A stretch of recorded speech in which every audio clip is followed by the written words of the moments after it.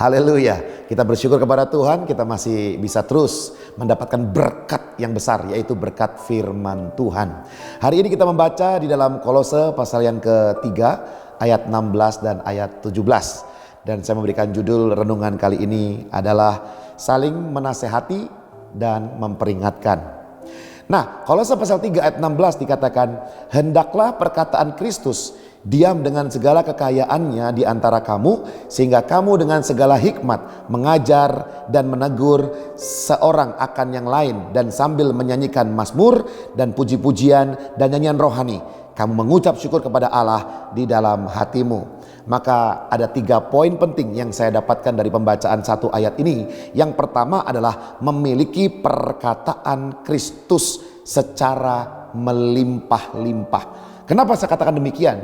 Ternyata ketika kita membaca bahasa aslinya, maka ayatnya berbunyi bahwa kita perlu memiliki perkataan Kristus secara melimpah atau abundantly atau richly.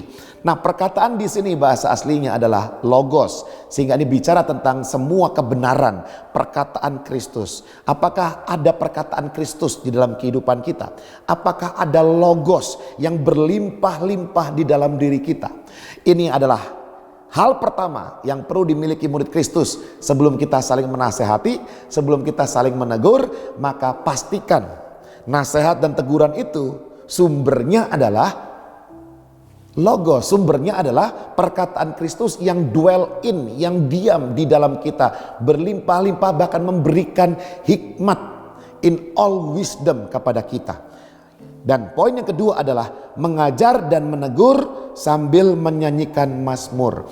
Jika Anda hari ini telah melimpah dengan perkataan Kristus, telah penuh dengan hikmat yang didapatkan dari logos atau perkataan Kristus, maka kita juga perlu belajar untuk apa? Untuk saling mengajar, didasko, to teach, mengajar orang-orang dalam kebenaran dan juga menegur mereka. Dan menegur ternyata bahasa aslinya berarti menasehati dan memperingatkan. Jadi nasihatilah, peringatkanlah orang-orang yang berbuat salah, berbuat dosa, menyimpang dari kebenaran. Tapi ingat, pondasinya adalah kita punya logos yang melimpah-limpah dalam kehidupan kita. Sambil menyanyikan mazmur, jadi ketika kita mengajar atau menegur orang, jangan menggunakan emosi, jangan dengan kata-kata yang kasar, jangan dengan cara-cara yang tidak baik yang justru akan menimbulkan sakit hati, tetapi dengan cara yang tepat, cara yang benar, sambil menyanyikan mazmur. Ya. Dan ini penting untuk kita perhatikan dalam proses kita pendewasaan dalam kerohanian di dalam komunitas. Dan yang ketiga adalah mengucap syukur kepada Allah. Ya, dan kita mengucap syukur bahwa orang yang hidupnya penuh dengan perkataan firman, perkataan Kristus, maka dia akan berani untuk memberikan pengajaran dan bahkan nasihat, peringatan kepada orang lain, bahkan dirinya sendiri akan bersedia untuk diberikan masukan. Dan jika itu terjadi, maka kita harus mengucap syukur kepada Tuhan. Bersyukur masih ada orang yang peduli kepada kita.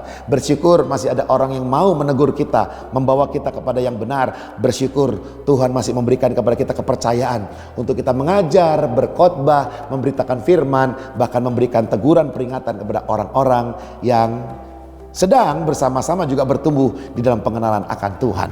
Mari kita lakukan bersama-sama, saling menasehati dan memperingatkan. Kita berdoa.